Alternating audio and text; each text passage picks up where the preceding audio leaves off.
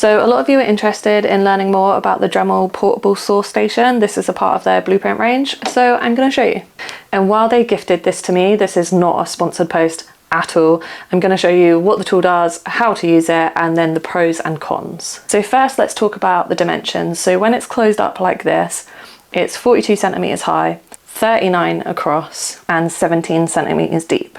The website says it weighs 7 kilograms. I weighed it myself and it came out at 6.4 kilograms. So now let's open it up.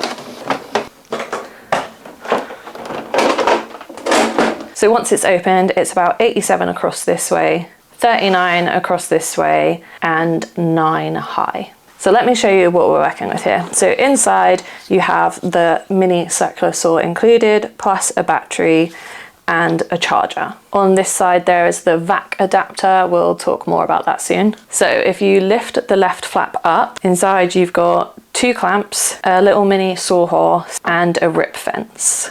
And if you're not using these at the time, they can just stay inside the case. You don't have to take everything out. So then on this left flap, we can open it up and place it down.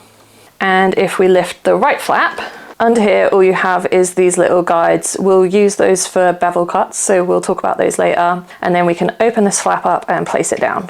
So let's talk a little bit more about the mini circular saw. So it's like any circular saw. You've got the bevel adjustment at the front, which adjusts the angle of the base plate for making bevel cuts.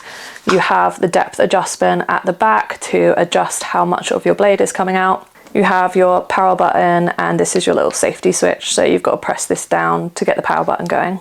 And there's also a laser on this, and pressing it will also show you your battery charge as well. So the way this saw station works is the base plate of the circular saw slides between the right hand rail. And this is now the track that the saw will move on when you're making a cut. Up here is the fence, that's where your wood's going to go against. You can also adjust this for making miter cuts, which I'll show you in a second.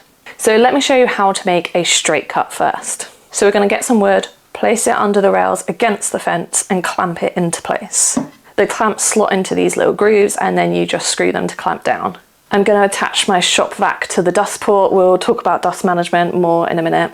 And then I power on the saw and make the cut through the wood.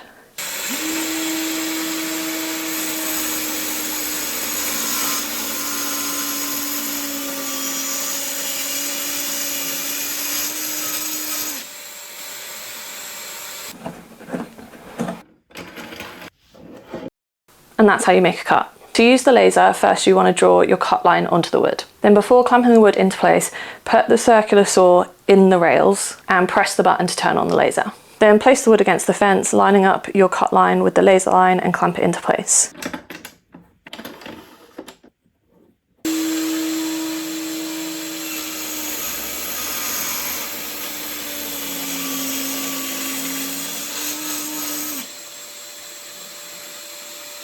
To make a miter cut, you simply loosen this screw on the fence and then pivot the fence to whatever angle you're after. So we're going to go for 45 degrees and then tighten it back into place. Then clamp the wood into place and cut as usual.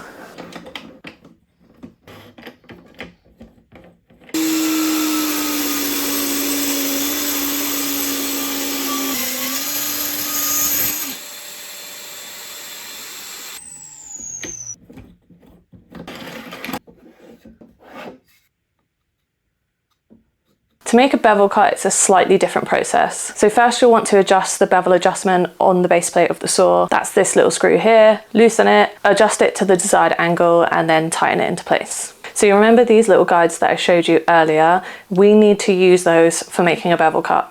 The reason why we need these is because once the base plate is adjusted to the bevel angle, the blade isn't coming out as deep anymore. And if we put the wood just flat on the saw station surface, it wouldn't cut all the way through. I'm going to tell you all about the different cutting depths in a minute. So these little blue guides lift the wood up slightly so that the blade can cut all the way through.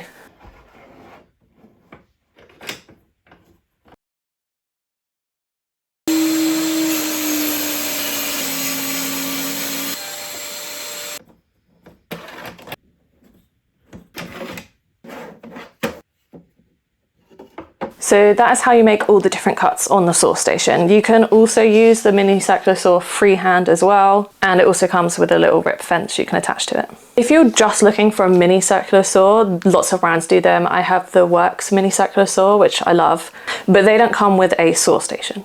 So now let's talk about dimensions, restrictions, things like that. So because the wood needs to fit underneath and in between these rails, there is a restriction on the thickness of the wood as well as the width of the wood. So if we're just talking about straight cuts, the width of the wood can be up to 25.4 centimeters. For those who need a visual reference, this one is about 20 centimeters wide, so you can still get another 5 centimeters out of it. So we're talking about coming up to here. If you're doing miter cuts, then it can be 13.9 centimeters. This one is about 11.9 centimeters, so you could get another 2 centimeters here.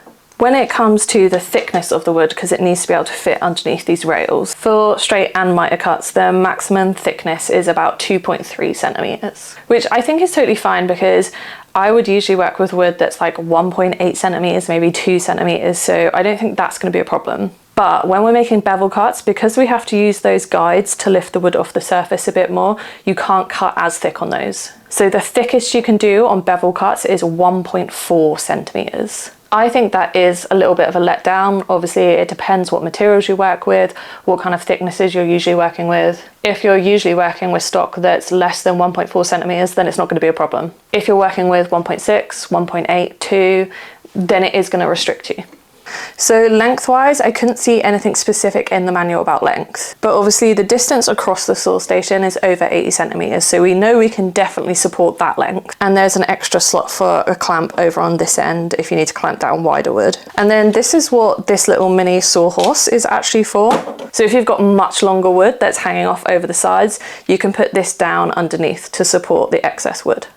When I was making the step stool, I was working with, I think it was like 1.6 meters in length, and that was absolutely fine. So I don't think lengthwise you'll have too many problems. The other thing I want to talk about is the dust management. So you can connect the vac adapter to the dust port here and then attach your vac to it. So whilst you're cutting, it's managing the dust. And I don't think it works too bad, but the thing that lets it down is this vac adapter just falls off really easily. So I find myself having to like hold the vac at the same time as holding the saw just to stop it from falling out like mid-cut. So that is a little disappointing. And if you don't have a vac to attach to this, this is the kind of dust that you'll be looking at.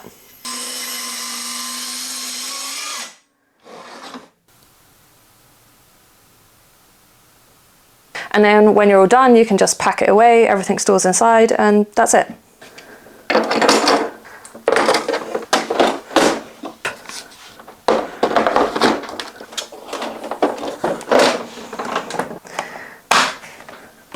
So the final question is it worth it? Prices obviously vary wherever you are, but it's around £170 in the UK. I think if you've already got a circular saw, a miter saw, you're already working with those kind of tools, you've already got the space to store them, then this probably isn't going to be a huge addition. But I think if you don't have those kind of tools and you're really limited for space, this is amazing. Same for like if you're making stuff like out and about, you're having to take tools to other locations. This is so easy and portable, and everything you need for it is stored inside.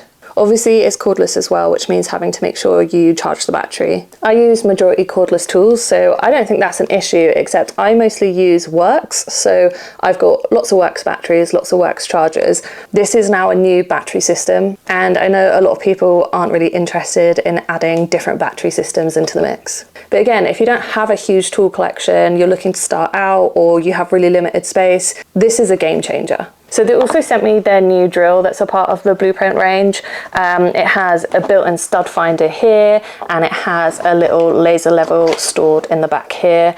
I'm not going to do a review on this. It's a fairly basic drill with those little extra benefits. If those are the kind of things that are going to help you, great. If not, then they're probably just a bit of a novelty. And that's it. So let me know if you have any other questions. Okay, love you, bye.